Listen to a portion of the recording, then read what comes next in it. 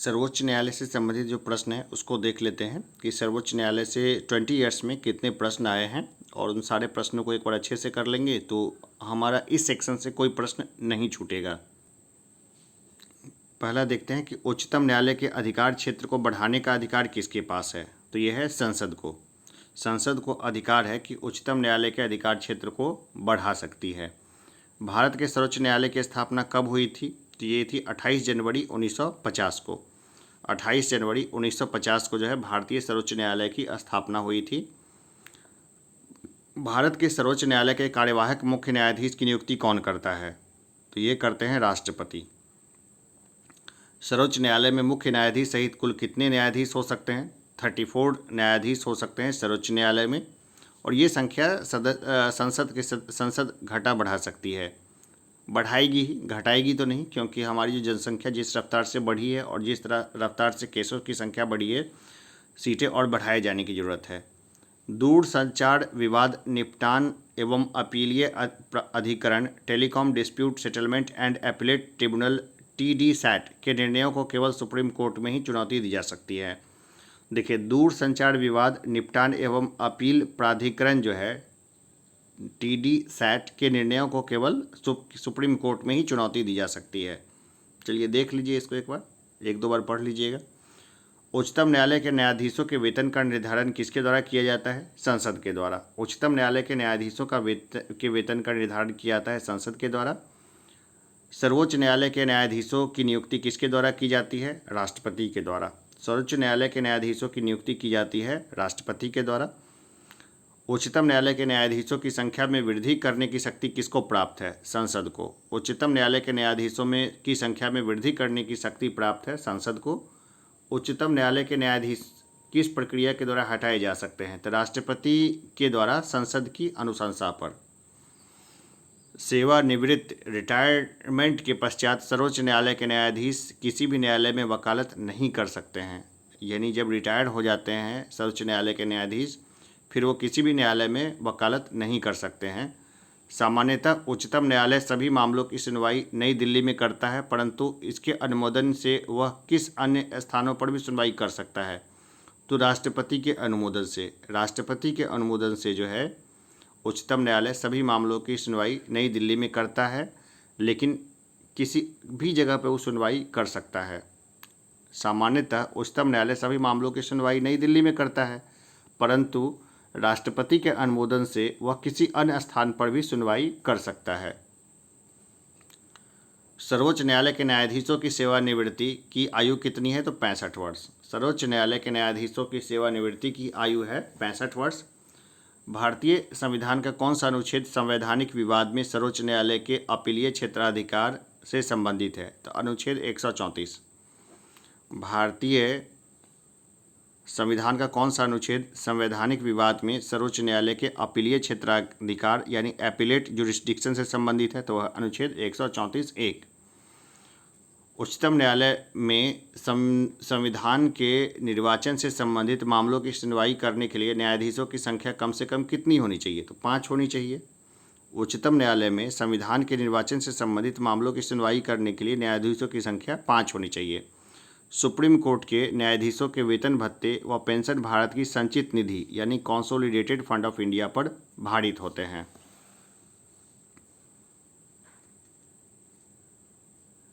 सर्वोच्च न्यायालय संबंधी महत्वपूर्ण अनुच्छेद, चलिए सारे अनुच्छेद को देख लेते हैं।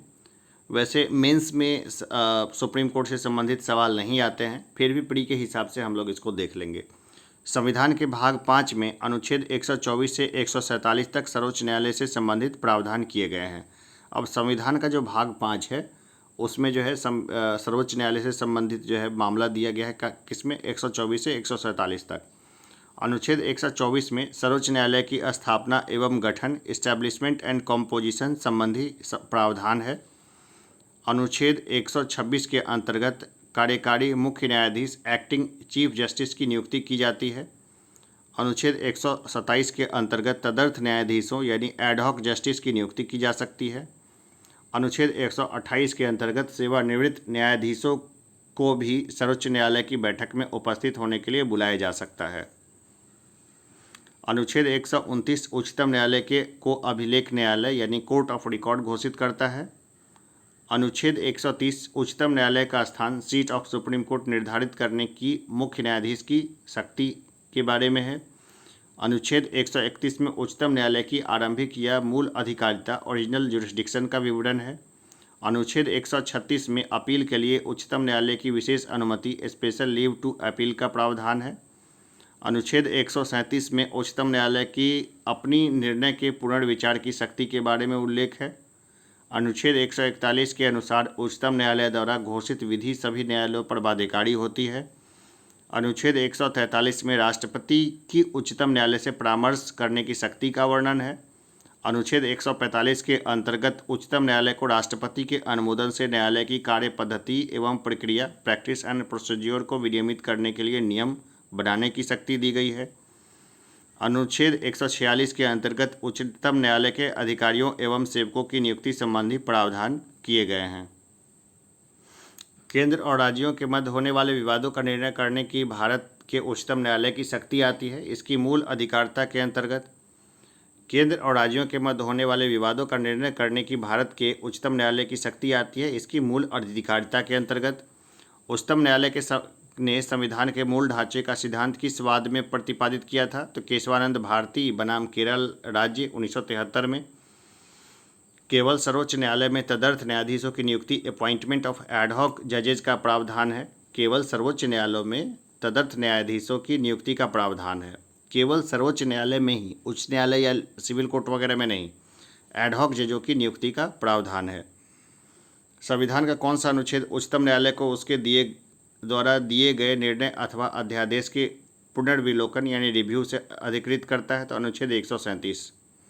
संविधान का कौन सा अनुच्छेद उच्चतम न्यायालय को उसके द्वारा दिए गए निर्णय अथवा आदेश के पुनर्विलोकन यानी रिव्यू से अधिकृत करता है? तो 137। इसको घोट लीजिए। जुडिशियल रिव्यू से संबंधित जो है ना, वो क्वेश्चन जो है ना, वो कई बार एग्जाम में आता है। वो आपके PSIR में भी आ जाएगा और इसमें भी आ जाएगा, जो पॉलिटी सेक्शन है ना उसमें भी आ जाएगा, मेंस आंसर राइटिंग में। तो वहाँ पर आप अनुच्छेद 137 का वर्णन कर देते हैं ना, तो एक्सटर्नल मतलब 1-2 नंबर आपको और एग्जामिनर दे देगा। 1 नंबर तो दे ही देगा इस अनुच्छेद को लिखते ही। और देखिए एक एक नंबर का बहुत इम्पोर्टेंस है। आप जब जैसे क्रिकेट में होता है ना, लोग जब खेलने उतरते हैं तो एक एक रन जो है लेते लेते वो जीतते हैं, उसी तरह एग्जामिनेशन है। एग्जामिनेशन में आप एक एक मार्क्स इकट्ठा करते करते करते तब जाके आप अधिकारी बनते हैं। देखिए आगे देखते हैं कि भारत में संविधान की मूल संरचना बुनियादी ढांचा के सिद्धांत का स्रोत है। तो न्यायिक समीक्षा। संविधान की व्याख्या करने का अंतिम अधिकार किसे है? तो सर्वोच्च न्यायालय को है।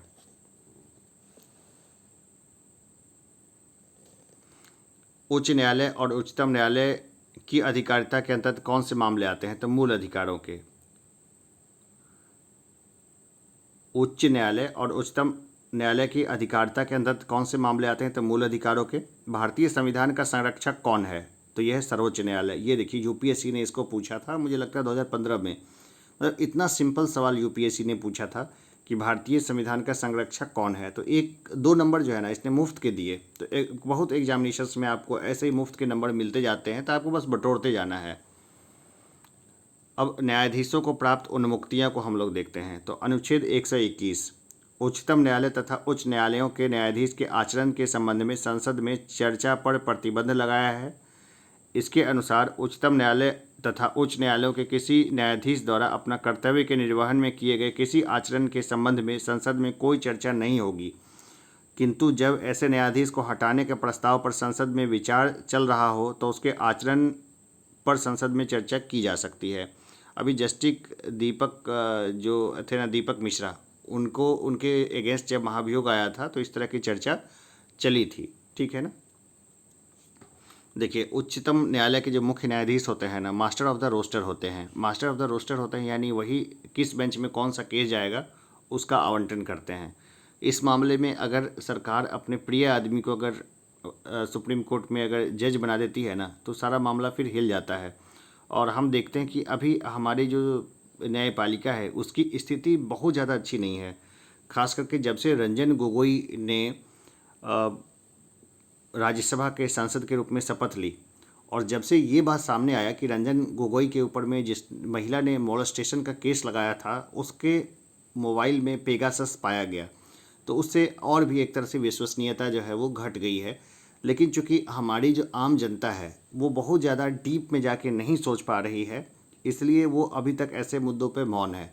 लेकिन जितने प्रबुद्ध वर्ग है, यानी कि हम लोग इन सब मामलों को समझ रहे हैं कि क्या समस्या है और आगे इस समस्या का सॉल्यूशन अभी तो सूझ नहीं रहा है। लेकिन अगर आम जनता अगर एम्पावर्ड हो जाती है ना, तो इस तरह की समस्या का सॉल्यूशन आसान हो जाएगा।